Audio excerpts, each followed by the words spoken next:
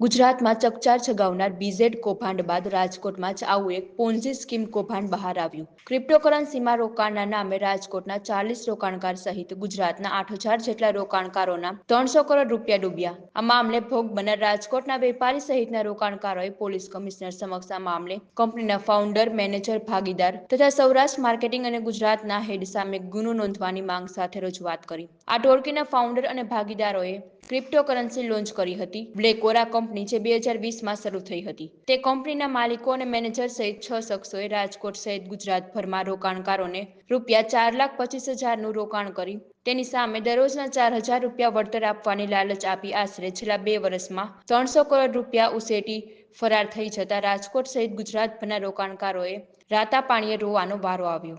આ ઘટના અંગેની મળતી માહિતી અનુસાર રાજકોટના કોઠાળા રોડ પર બાલાજી એપાર્ટમેન્ટમાં શક્તિ સોસાયટી નજીક બસકતી નગરમાં રહેતા અને સાબુ અને પાવડરની એજન્સી ચલાવતા મોહસીન રશીદભાઈ મુલતાણી સહિતના રાજકોટના રોકાણકારોએ પોલીસ કમિશનર સમક્ષ રૂબરૂ મળીને કરેલ રજૂઆતમાં જણાવ્યું હતું કે બ્લેકોરા કંપનીના ફાઉન્ડર અંકલેશ્વરના ફિરોઝ દિલાવર મુલતાણી અને તેના ભાગીદાર નીતિન જગતિયાની, સૌરાષ્ટ્રના હેડ મૂળ લીંબડીના અમિત મનુભાઈ મુલતાણી, સૌરાષ્ટ્ર માર્કેટિંગ હેડ અઝરુદ્દીન સત્તાક મુલતાણી અને ગુજરાતના હેડ મકસુદી સૈયદનું નામ આપ્યું છે.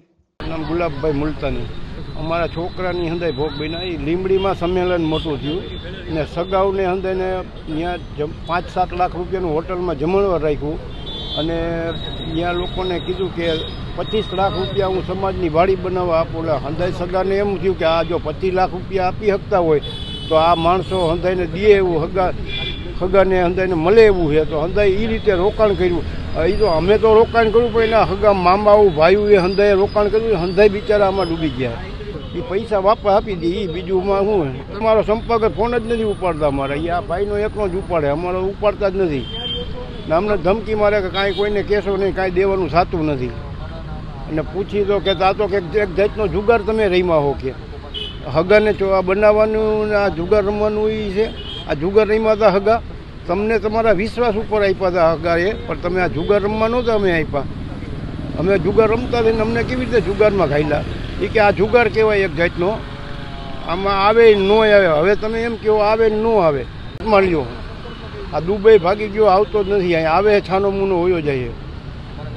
એટલે આ લોકોને અહીં બોલાવીને એને આ પૈસા દેવરાવો હંધાઈને.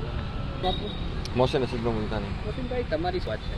મારી સાથે 13 લાખ રૂપિયાની છે અને અમે લોકોએ 12 જણા જે અરજી કરી છે ને 68 લાખ રૂપિયા. કઈ રીતના છેતરપિંડી થઈ છે ને કોણે કરી છે? હા, ફિરોઝ મુલતાની, પછી નીતિન જગતિયાની, મકસૂદ સૈયદ, અમિત મનુભાઈ મુલતાની અને અઝરુદ્દીન મુલતાની. પોલીસ પાસે માંગણી કરી છે કે વહેલા તકે મારા પૈસા પાછા આવી જાય અને આવું બીજી વાર કૃત્ય થાય નહીં એવું પોલીસ પ્રશાસન એક્શન લે. આ લોકોની ઓફિસ ગુજરાતમાં કોઈ જગ્યાએ નથી અને આ લેતી બધી આ લોકો કેશમાં જ કરી છે અમારી જોડે. અમે કહેતા હતા કે ભાઈ ચેક થ્રુ આપીએ કે ગૂગલ પે કરીએ, એ લોકો લેતા નહોતા પૈસા અમારી જોડે. તો એ 4,25,000 રૂપિયા રોકો, રોજના 4,000 રૂપિયા આવે તમને અને 400 દિવસે તમને 12,75,000 રૂપિયાનું વળતર મળે. તમને 3x કરીને આપે તમને, એવી લાલચ આપી હતી અમને. રાજકોટના લગભગ તમે જે 12 જણાએ અરજી કરી છે, 70 લાખ જેવું રોકાણ કર્યું છે, કોઈને કઈ રૂપિયા આવ્યા છે કે નહીં? ના, કોઈને રૂપિયા નથી આવ્યા. તમે આ લોકોના સંપર્કમાં કેવી રીતે? અમે લોકો લીંબડી સંમેલનની અંદર ભેગા થયા હતા અમને લોકોને, અને આમ અમારો સમાજ છે, અમે પણ મુલતાની છે ને એ મુલતાની છે, એટલે અમે લોકો સંપર્કમાં એ રીતે એ લોકો લાલચ સમજાય કે પૈસા જલ્દી બનાવવાની સ્કીમ અમારી જોડે સારી આવી છે. હવે શું માંગ છે તમારી? હવે અમારી માંગ છે કે વહેલે તકે જે હોય એ અમારી જોડે વળતર અમને પાછું મળે અમારું.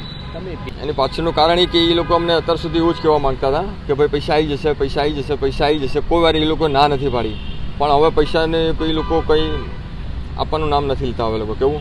અને પછી આ સુરતની અંદર એક એફઆરઆઈ થઈ ગઈ છે ઓલરેડી. એટલે સુરતની એફઆરઆઈ થઈ એટલે પછી અમને ખબર પડી કે હવે કાયદાકીય હવે કંઈક આના પર કરવા જેવું છે.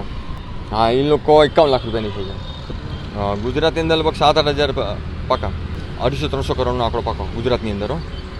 અમારા સમાજના એ લીધેલા છે, પણ આ તો અમારા સમાજ એટલે એ લોકોએ 25 લાખ રૂપિયા સંમેલનમાં લખાયા. એણે 25 લાખ તો આપ્યા નથી સમાજને. હા, પણ હા, સમાજની અંદર મોટો આંકડો લઈ ગયા છે અને બહારના ઘણા લોકો છે. લીંબડીમાંથીની ઘણી અરજીઓ ગઈ છે પણ એ હજુ સુધી કંઈ એક્શન લેવાનું નથી. એટલે આ જે ફિરોઝ મુલતાની છે એ અંકલેશ્વરનો છે, મકસૂદ સૈયદ છે અંકલેશ્વરનો છે, અઝરુદ્દીન છે અંકલેશ્વરનો છે અને નીતિન જગતાની એક પૂના બાજુનો છે. અને અમિત મનુભાઈ મુલતાની લીમડીનો અત્યારે ફોન ઉપાડે છે, આપી દઈશું પૈસા, એક જ વાત કરે છે, બીજી ત્રીજી કોઈ વાત નથી કરતા. ના, ઓફિસ કશું જ નહીં આ લોકોની, કોઈ જગ્યાએ ઓફિસ નહીં એ લોકો સંમેલનની અંદર. આ લોકો યુટ્યુબ ઉપર અમને લોકોને સમજાયું કે આવી રીતે સ્કીમ આવે છે અને આવી રીતે અમે લોકો વળતર આપીએ છીએ. આવી રીતે જો અમારી જોડે આટલા બધા જણા સંકળાયેલા છે, ટોટલ આંકડો એ લોકો એમને બતાવેલો છેલ્લે કે 60,000 જણા આની જોડે સંકળાયેલા છે આખા હિન્દુસ્તાનની અંદર. કેટલા? હા, 60,000 જણા. હા, એજન્ટ અમે તમને જે નામ આપું છું ને, આ એ જ કે જે સૌરાષ્ટ્ર, આપણે ફિરોઝ મુલતાની આનો ફાઉન્ડર છે, ટેકનિશિયન ફાઉન્ડર નીતિન જગતાની છે, મકસૂદ સૈયદ સૌરાષ્ટ્ર હેડ છે, આ આપણે ગુજરાત હેડ, આખા ગુજરાતનો મકસૂદ સૈયદ, પછી સૌરાષ્ટ્ર હેડ અમિત મુલતાની જે લીમડી રહે છે, અને એનો ટોટલી માર્કેટિંગ હેડ છે અઝરુદ્દીન મુલતાની.